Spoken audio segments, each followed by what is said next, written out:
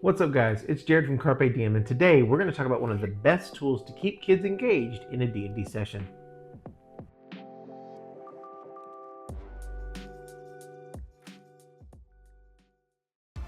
So we just recently got finished with a game that my 7-year-old son was able to run. I helped him a lot along the way. A lot of it was the pre-planning stages, understanding how to set a scene, understanding how to create characters.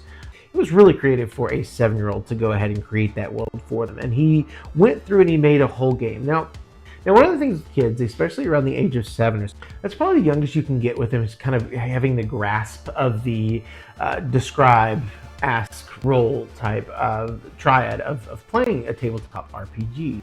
And, some of these kids, reading may not be their strong suit. For us older folks, that's not a huge ordeal. We read every day. But for kids that are just starting to learn, words like prestidigitation, prestidigitation, words like prestidigitation are a nightmare. So when we played, we used these. These are cards produced by Hit Point Press. It's from a series called The Deck of Many, and it's their animated spells. These are fantastic.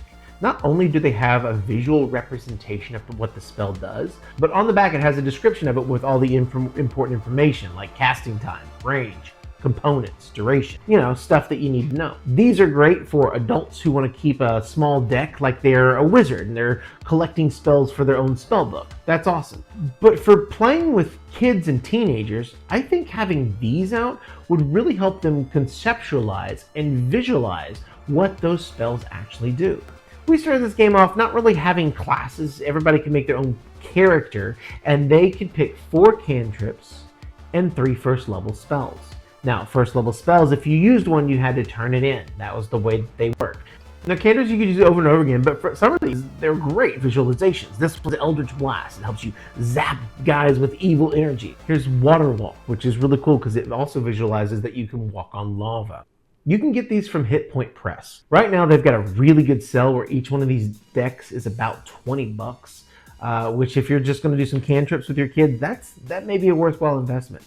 These kids were engaged. We had a 2.5-hour session where Dalton, my son, was helping me run the whole thing, and his cousin and his sister, they loved it. They were able to take these cards and understand them just at a glimpse. And they were able to make these exceptionally creative responses to all kinds of various challenges. Now, as adults, sometimes we dismiss ideas just out of hand because through our experiences or through our knowledge, we know that they won't work. But kids aren't quite like that. They will come up with some of the wildest ways to solve a problem or a puzzle that you would never have thought of yourself.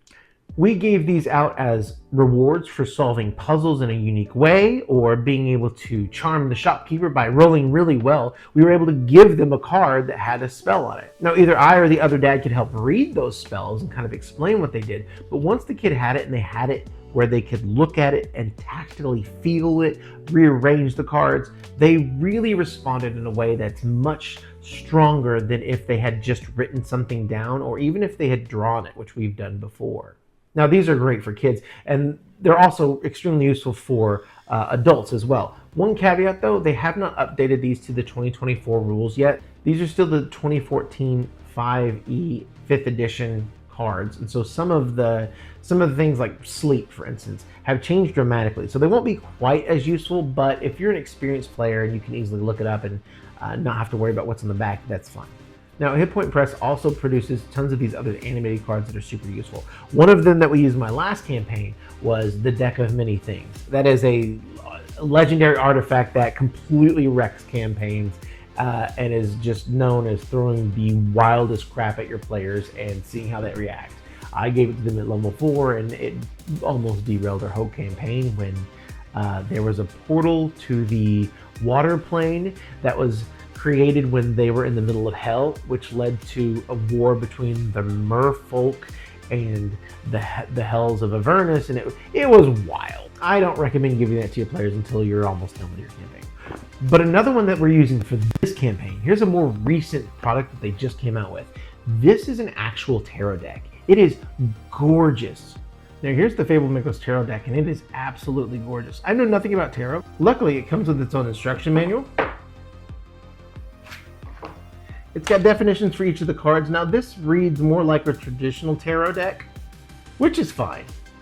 But using it in a way that makes sense for your campaign is really fun.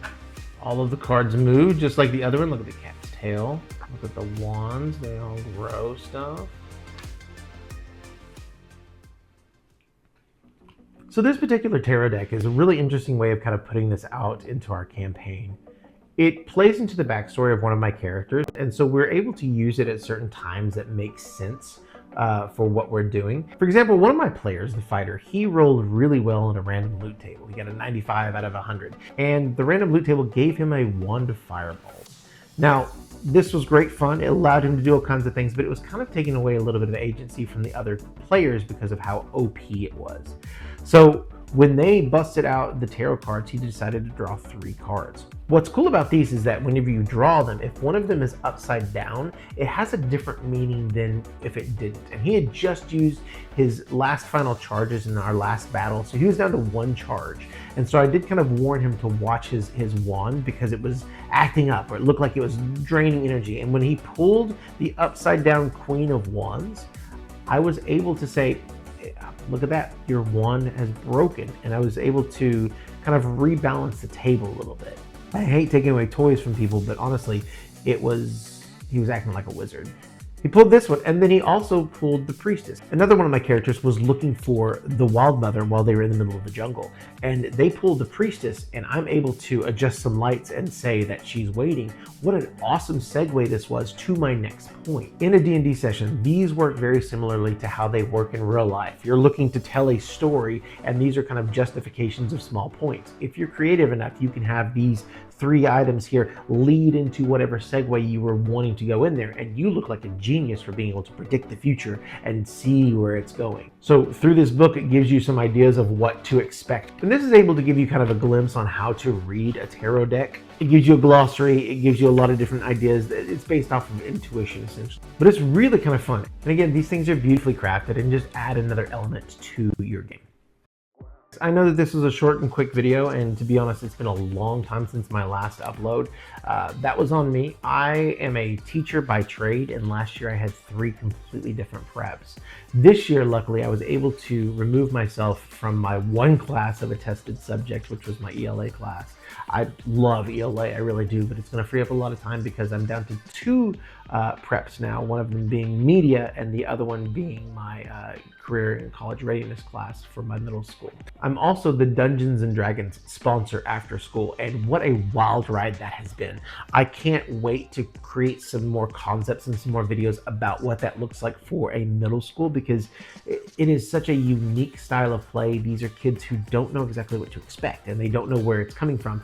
So in refocusing this channel, I really want to concentrate on what it is to get people involved in Dungeons and Dragons without going way over the top like some of these other channels that exist out there. I feel like there is such a gap, such a void in the transitional and introductory stages of the game. And that kind of disparity between high-level content and the beginners that are in this game, it almost leads to like a sense of gatekeeping, to where it's daunting for any new players that are in there.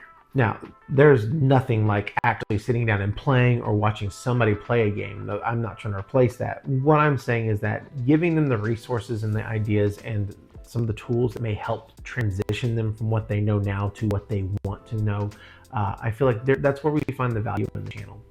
And of course, I'm going to have the other more generic D&D theme things. I've got a video coming up that is start to finish how to do a 3D printer for absolute beginners. I've got a how to be meh paint tutorial, because man, there are some good painters out there that I will never be like, and I'm okay with that. I just want something good enough to throw out at my players to where they'll think, I know that that's a dinosaur. So yeah, I'll have my generic D&D stuff, but really and truly, if you want to see more content that is focused on the initiation of the next class of D&D players, go ahead and subscribe. Go ahead and like, go ahead and comment down below what you would like to see in upcoming videos. I'm going to try to produce these every week, every Friday, and get a more consistent kind of beat with these. So that way, if you're a teenager and you're wanting to try and join a D&D club, maybe you'll have a little bit more background than you would otherwise. All right, guys. So Hit Point Press, super great buy. If you want to jump on hitpointpress.com, I think they have a sale as of this moment. But if you're a little bit into the future and you want to buy it through Amazon, we've got some affiliate links below that would help the channel tremendously. And I've got them all nice and neat and tidy for what you might need. So that's it. I'm Jared from Carpe Diem, and man, is it good to be back.